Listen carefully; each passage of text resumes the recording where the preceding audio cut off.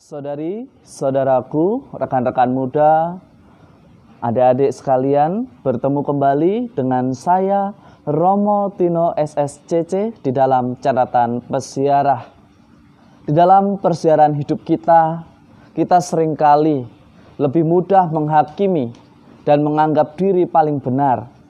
Tetapi hari ini kita diajak untuk lebih melihat sejauh mana kita berjuang, dan biarkanlah Tuhan pada kedatangannya yang kedua saat hari kematian tiba, Ia menghakimi perjalanan hidup kita.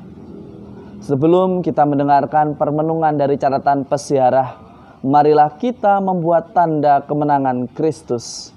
Dalam nama Bapa dan Putera dan Roh Kudus. Amin.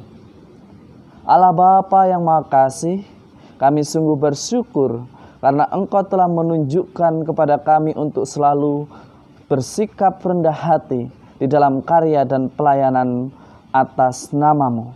Dampingilah kami agar kami menjadi manusia yang tidak mudah menghakimi, tetapi belajar untuk lebih mengerti, memahami, dan menunjukkan apa yang salah dan mengakui jika berbuat salah. Demi Kristus pengantara kami. Amin. Saudari, saudaraku, ibu bapak, rekan-rekan muda, dan adik-adik sekalian, apa kabar? Saya harap semuanya menjadi tetap dalam keadaan baik. Di dalam permenungan pada hari ini, Paulus menunjukkan kepada kita bahwa Tuhan akan memperlihatkan apa yang dirancangkan di dalam hati atas hidup kita. Akan lebih mudah bagi kita untuk mengikuti apa yang menjadi kehendak Tuhan. Tetapi faktanya seringkali kita lebih mudah menghakimi orang-orang atas sesama yang ada di sekitar kita. Kecenderungan orang yang suka menghakimi ialah selalu menganggap dirinya benar berdasarkan pemahaman yang subjektif. Menurut Anda, menurut saya, dan bukan menurut kebenaran yang objektif. Saudari-saudaraku yang terkasih, rekan-rekan muda dan adik-adik sekalian, hendaknya kita hari ini belajar sebagaimana di dalam surat pertama Rasul Paulus kepada jemaat di Korintus. Janganlah kita menjadi orang yang mudah menghakimi sesama kita hanya karena kita tahu sedikit akan kebenaran yang kadang belum tentu sesuai dengan faktanya. Kadang kita menambahkan sedikit pemahaman kita untuk membenarkan apa yang kita katakan, apa yang kita sampaikan, tetapi itu bukan berdasarkan kebenaran yang objektif. Saudari-saudaraku yang terkasih, Paulus mengatakan sebelum Tuhan datang untuk yang kedua kalinya, setelah kematian, janganlah kita menghakimi sesama kita. Marilah kita bersama-sama berjuang, memperjuangkan kebaikan.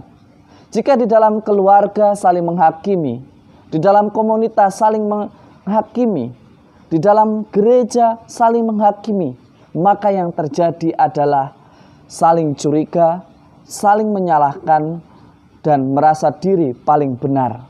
Padahal di dalam keluarga yang dibutuhkan ialah berani untuk mencintai daripada dicintai, berani untuk mengerti daripada dimengerti, berani untuk memahami daripada dipahami. Ketiga hal ini menjadi prinsip yang sama baik di dalam hidup berkeluarga, berkomunitas, hidup menggereja maupun hidup bermasyarakat dan bernegara. Tetapi yang terjadi seringkali kita menuntut orang lain untuk mengerti kita. Dan kita tidak mau berjuang untuk belajar mengerti apa yang terjadi pada sesama kita, kepada pasangan hidup kita, dan anggota komunitas kita. Lihatlah yang disampaikan oleh Yesus di dalam Injil Lukas pada hari ini. Dapatkah sahabat mempelai disuruh berpuasa selagi mempelai itu bersama mereka? Seringkali kita ingin menunjukkan kesucian kita, seolah-olah kita yang paling benar, bahwa saatnya puasa ya mesti puasa, padahal kita sedang berada di dalam pesta yang mestinya kita pun ambil bagian di dalam pesta itu. Jangan kita menunjukkan keagamaan kita pada situasi, kondisi yang tidak tepat, apa yang tidak diajarkan oleh Yesus. Janganlah kita menambalkan pakaian yang baru pada kain yang lama, karena kain yang baru itu akan merobek kain yang lama.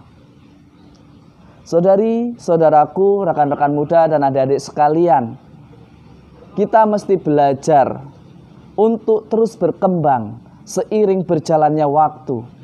Jangan kita berdasarkan apa yang benar menurut kita dan dengan mudah menyalahkan. Ada saatnya kita justru menolong, mengerti, dan membantu saudara, pasangan hidup kita, rekan-rekan sekomunitas, rekan-rekan di dalam hidup masyarakat untuk ditunjukkan kesalahannya. Dan kadang ketika orang sedang berada di dalam kesalahan, mereka perlu suatu dukungan. Bukan justru malah kita menghakimi. Karena sebagai murid Kristus, kita tidak boleh menghakimi. Karena orang beriman bukan bertindak sebagai penghakim, tetapi penyelamat. Dan sarana keselamatan itu akan bekerja ketika kita belajar mengerti, mencintai, memahami, dan menolong mereka yang berada dalam kesusahan, termasuk mereka yang lupa diri melakukan kesalahan, dan kita pun mesti menunjukkan apa kesalahan itu. Karena orang beriman selalu menjadikan diri berkat dan bukan penghakim atas kesalahan orang lain. Jadikanlah diri kita berkat yang istimewa dari Tuhan untuk sesama kita. Semoga Tuhan memberkati kita semua dalam nama Bapa dan Putera dan Roh Kudus. Amin. Ibu, Bapak, saudari-saudara, rekan-rekan muda yang terkasih, jika kita mengaku diri sebagai orang beriman, mestinya kita bukan menjadi penghakim, tetapi menjadi sarana keselamatan yang dijanjikan oleh Allah kepada kita dan sesama kita, yakni dengan mengerti, mencintai, memahami, dan menolong, dan bukan sebaliknya ingin selalu dilayani. Selamat beraktivitas, Tuhan memberkati kita semua. Amin.